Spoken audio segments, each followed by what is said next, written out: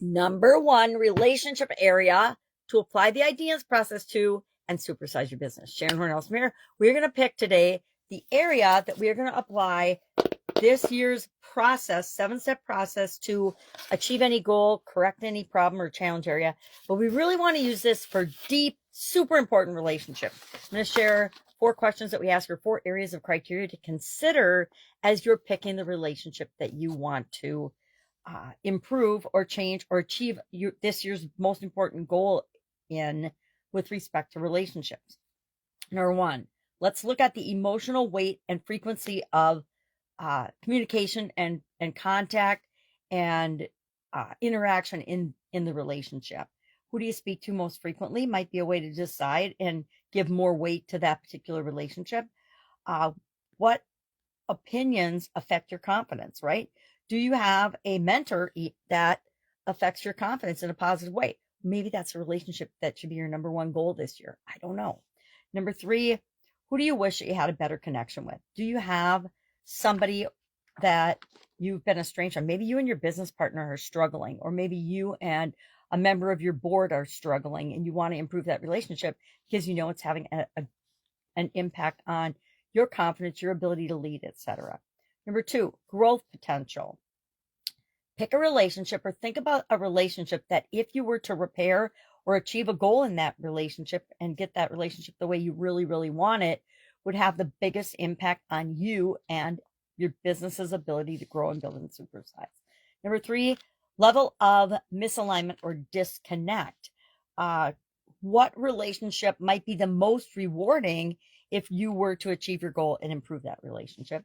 And finally, personal accountability. Guess what? We can only impact our side of the relationship, right? No matter what that relationship is. Now, my advice on this and who I'm picking is, I was going to pick one of my strategic partners, but I think I'm going to pick my customers in this particular situation, because we can always pick our customers or ourselves if we're not sure who to pick. We always need to begin by improving our relationship with ourselves, whether it's for our business or for our personal life. The cool thing about picking yourself, it positively impacts both, which is always exciting. The good thing about picking your customer and really, really working on that group relationship and understanding and knowing them as well as you possibly can, sometimes better than they know themselves, is that has a huge positive impact on our business. That's one of the fastest, best ways to help us grow and build and supersize our business. So I would say pick one of those 2 if you don't know who else to pick. If nothing else and no other relationship stands out for you as, yep, I need to do this for these reasons, then pick either your customers or yourself. And we'll go through the IDEANCE process for this. Shannon, for our Be a Better You annual challenge, remember we're following Shannon all this year through the IDEANCE process. She picked her relationship with her sister, and for business, she picked her relationship with her boss because she's got a boss that she's having some challenges with. Again, she's still in corporate America. She's not started her own business yet. That might be her direction down the road. We'll have to wait and see. Depends how it goes with the boss, right? So share in the comments below the relationship that you're going to pick. Like I said, I'm doing customers, and I'm actually doing my granddaughters for the Be a Better You annual challenge.